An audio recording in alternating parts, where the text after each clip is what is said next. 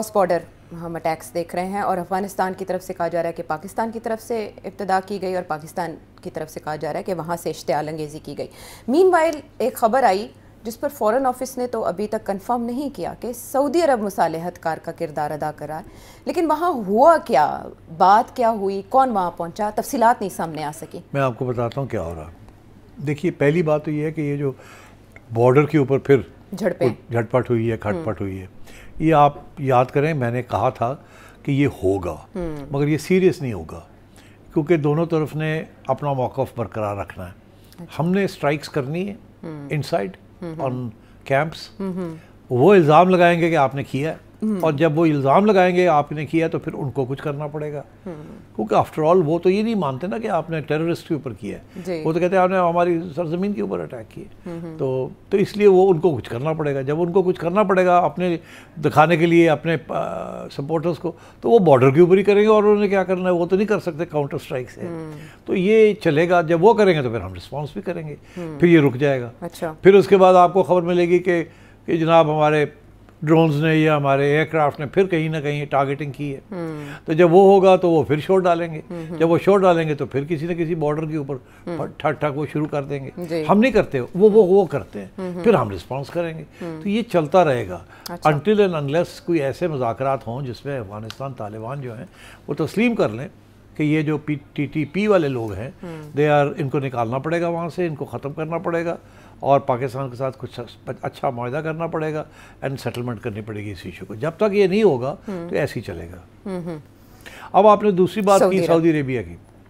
देखिए, अभी खबर ये थी कि टर्की वाले आ रहे हैं यहाँ जी, और बड़ी हाई डेलीगेशन आ रही है, हमने यही सुना था। उनके इंटेलिजेंस चीफ का बाकायदा फॉरेन ऑफिस से भी, और उनके फॉरेन मिनिस्टर भी आ रहे थे, इंटेलिजेंस चीफ भी आ रहे। अब पता चला कि वो डिले हो गई है, और वो आ रहे इसलिए थे तो मीडिएट करने के लिए, क्योंकि टर्की अब कोशिश कर रहा है कि कतर जो है वो फेल हो गया है। वहाँ एक तो इजराइलीज़ ने अटैक कर दिया उनके यहाँ, और वो कुछ नहीं कर सके, नेगोशिएटर्स को अटैक किया, और दूसरा ये कि वो कामयाब नहीं हुए विद तालिबान।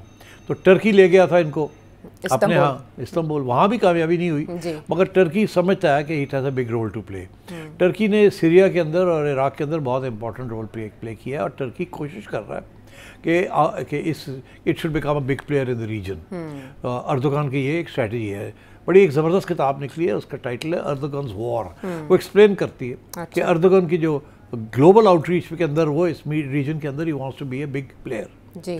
तो अब टर्की ने कहा था कि हम अब ट्राई करते हैं, मगर उन्होंने कैंसिल कर दी अपनी ट्रिप, क्योंकि उनको भी इस बात का एहसास हो गया कि शायद this is not the right time. अच्छा। मगर शायद ये भी बात थी जिसका जिक्र आपने किया कि तालिबान जो हैं वो कोशिश कर रहे हैं कि सऊदी अरेबिया को कन्विंस करें कि आप पाकिस्तान के ऊपर प्रेशर डालें, क्योंकि उन्हें इस बात का एहसास है कि सऊदी अरेबिया काफ़ी प्रेशर डाल सकता है अगर चाहे ऑन पाकिस्तान। ठीक, तो इसलिए उन्होंने कोई बात करके और डेलीगेशन भेज दी वहाँ।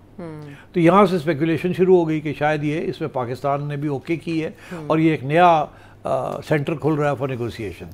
मगर पाकिस्तान का मौक़िफ़ ये है कि नहीं, अब नेगोशिएशन ख़त्म हो चुकी है, जो लोग ऑलरेडी लग रहे हैं, और I think Pakistan wants Turkey to be a player rather than Saudi Arabia, और मैं समझता हूँ Saudi Arabia is not interested in getting involved in this. That's my feeling. तो अब ये अफगान जो हैं ये कोशिश कर रहे हैं कि सऊदीज़ को कन्विंस किया जाए, मगर मैं ये समझता हूँ कि सऊदीज़ जो है वो मिनिमल रोल अदा करेंगे, और they will probably try to stay out. ना तो नहीं कर सकते थे, उन्होंने कहा जी हमने आना है, बात करनी है, और इसीलिए फॉरेन ऑफिस की तरफ से ये आया कि हम ये जो सो कॉल्ड बात वहाँ हो रही है उसमें हम इन्वॉल्व नहीं है। तो I think that's what the situation. और सरहद गर्म रख के क्या अफगानिस्तान डिलिबरेटली ये चाहता है कि पाकिस्तान मुज़ाकरात की मेज़ पर आए? जाहिर है, और मुज़ाकरात उनकी बात माने, ये नहीं कि मेज़ पे आए, बात माने उनकी। उनकी बात हम कैसे मान सकते हैं? हमारे ऊपर टेरर अटैक्स हो रही हैं, उनके टेरिटरी से हो रही हैं, तो हम उनकी बात कैसे माने? और हमने तो अपना मौक़िफ़ एक दफ़ा नहीं इतनी दफ़ा समझा दिया उनको कि ऐसे रियासत आप नहीं चला सकते, तो अगर आप चलाएंगे तो फिर यही होगा। अच्छा। मगर अब तालिबान ने शायद एक जो जेस्चर पाकिस्तान की तरफ से हुआ है उसको मिसअंडरस्टैंड किया है, वो ये कि हमने कोई पार्शल ट्रेड जो है वो ह्यूमैनिटेरियन रीजंस के लिए खोल दी है, क्योंकि यूएन एजेंसी ने रिक्वेस्ट की थी कि हमारे जो ह्यूमैनिटेरियन गुड्स हैं, विंटर के लिए ब्लैंकेट्स, फूड, इस किस्म के जो आइटम्स हैं, मेडिसिन्स, इनको जाने दिया जाए। तो वो फॉर ह्यूमैनिटेरियन रीजंस हमने कहा चलो लिमिटेड, ये तजारत नहीं है, दिस इज़ नॉट ट्रेड, हमने लिमिटेड रीजंस के लिए वो थोड़े से बॉर्डर्स, 2 बॉर्डर्स खोल दिए कि यहाँ से ये ट्रक्स जा सके। अफगानिस्तान ने इसको ट्रीट ऐसे किया है जैसे कि अब पाकिस्तान जो है उसकी पोजीशन कमज़ोर हो गई है और इसलिए वो अब खोल रहा है ये सारा कमज़ोरी समझा। हाँ, और वो अपने लोगों को भी ये समझाने की कोशिश कर रहे हैं कि जी हमने देखे कामयाब हो गए दबाव। तो ये ऐसी बात नहीं है, Pakistan is not going to let go. ये बॉर्डर्स बंद ही रहेंगे और ये तजारत जो है जो कि अफ़गानिस्तान के फ़ायदे में है और हमारे इतने फ़ायदे में नहीं है, नुकसान हमारा भी होगा इसमें, मगर आई थिंक यहाँ फैसला हो गया कि इनफ इज़ इनफ। ठीक है, तो उसके बाद और बाय द वे ये जो अफगान तालिबान लगे हुए ना जी कि जी हमने तो दूसरे रूट्स निकाल लिए हैं, हाँ, ऑल्टरनेट रूट्स निकाल लिए, और छड़ो यार ऑल्टरनेट रूट्स आप निकाल लिए, आपको 2 साल लग जाएंगे उस ऑल्टरनेट रूट्स को चलाते हुए, तो उतनी देर तक क्या करेंगे आप। तो ये अब इस वक्त कशमकश जारी है और कुछ ना कुछ तो इसमें होगा, तालिबान को कोई ना कोई कंसेशन तो देनी पड़ेगी पाकिस्तान की तरफ से।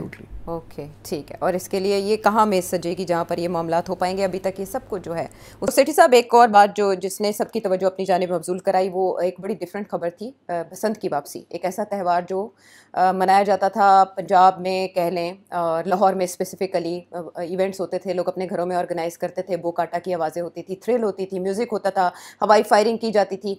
लेकिन उस दौरान अफसोसनाक इंसिडेंट्स भी होते थे जिसकी वजह से बहुत से लोग ज़ख्मी होते थे और कुछ हलाकतें भी रिपोर्ट की जाती थी गला कटने की वजह से, क्योंकि डोर की क्वालिटी ऐसी होती थी जो कि ख़तरनाक थी।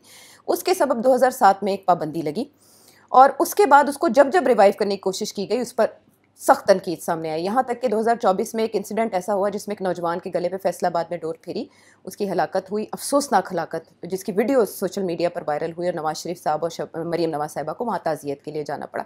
उसके बाद हमने देखा कि सख्ती देखने में आई जब भी ये बात की जाती थी कि बसंत रिवाइव होनी चाहिए। इवन मार्च में पंजाब असम्बली में भी इसके खिलाफ बात की गई कि ये रिवाइव नहीं हो सकती। यकदम अक्टूबर नवंबर में हम ऐसी खबरें देखते हैं कि जिसमें पंजाब हुकूमत ने ये बैन उठा दिया, पाबंदी ख़त्म कर दी, लेकिन साथ रखी है कुछ सख्त शराइत जिसमें बहुत कुछ है कि रजिस्ट्रेशन होगी, फिर मटेरियल किस टाइप का होगा, एज लिमिट क्या होगी, फिर कैसे ट्रेस किया जाएगा और आइडेंटिफाई किया जाएगा कि ये कहाँ से किसी ने ऐसी पतंग उड़ाई या ऐसी डोर इस्तेमाल की।